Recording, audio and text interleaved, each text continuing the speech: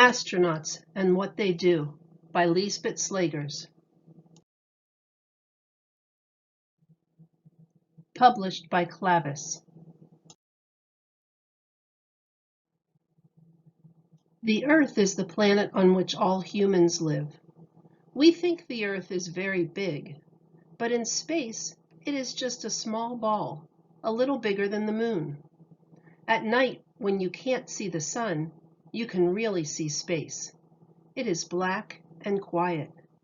In space, the sun, the moon, planets, and stars float around. Would you like to be able to fly into space? There are only a few people who are allowed to go into space.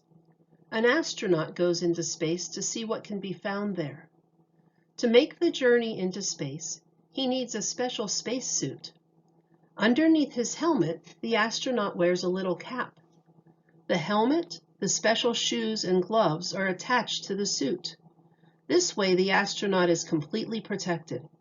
He needs to be protected because in space it can be terribly cold or awfully hot. Because there is no oxygen in space and humans need oxygen to breathe, there is a backpack with oxygen attached to the suit. On the belly of the spacesuit is a little computer. If something isn't working correctly, a little light on the computer starts to shine.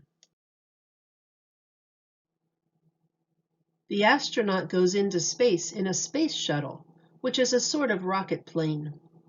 In space there is no gravity, so everything floats around, even the astronaut. His food and his toothbrush float too. How funny! That's why the astronaut sleeps in a sleeping bag that is attached to the wall.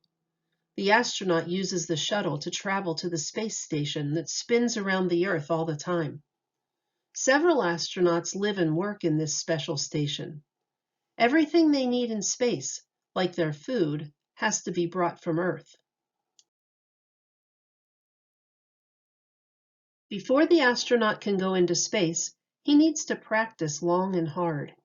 He learns how to float and how to prevent himself from getting sick when he somersaults too quickly. The astronaut exercises a lot and eats a healthy diet. And of course, he has to learn how to work with all the equipment in the space shuttle and the space station. That is awfully difficult. At last, it's time for liftoff. Before he puts on his spacesuit, an astronaut goes to the toilet, because in the space shuttle there is no regular bathroom. It's hard work to put on a spacesuit. There are many layers. The astronauts are ready in their space shuttle. They have buckled up tightly. They have checked to make sure that everything is in order. The engines, the fuel, the computers. If just one thing doesn't work correctly, it can be disastrous. Luckily, the astronauts practiced well and know what to do if something goes wrong. The space shuttle is attached to rocket boosters. Those make sure the shuttle will go into the air super fast. It's time. The engines start. 3, 2, 1, go! Very soon the space shuttle is high above the clouds. Wow! First the astronauts fly through the Earth's atmosphere, and then they arrive in space. When the rocket boosters are no longer needed to move the shuttle forward, they are discarded. That way the space shuttle flies to the space station alone. The space shuttle heads for the space station that spins around the Earth all the time. When it gets there, the shuttle connects to the station. There are other astronauts already working in the space station. Look, everything floats around. Luckily, the astronauts practiced how to move in zero gravity. If something has to be fixed outside of the space station, the astronaut has to go on a spacewalk. He puts on his special suit with the backpack that contains air so he can breathe while he makes the spacewalk. In space, it is cold and quiet and very beautiful. The astronaut has to be safely connected to the station. If he weren't, he would float away into space.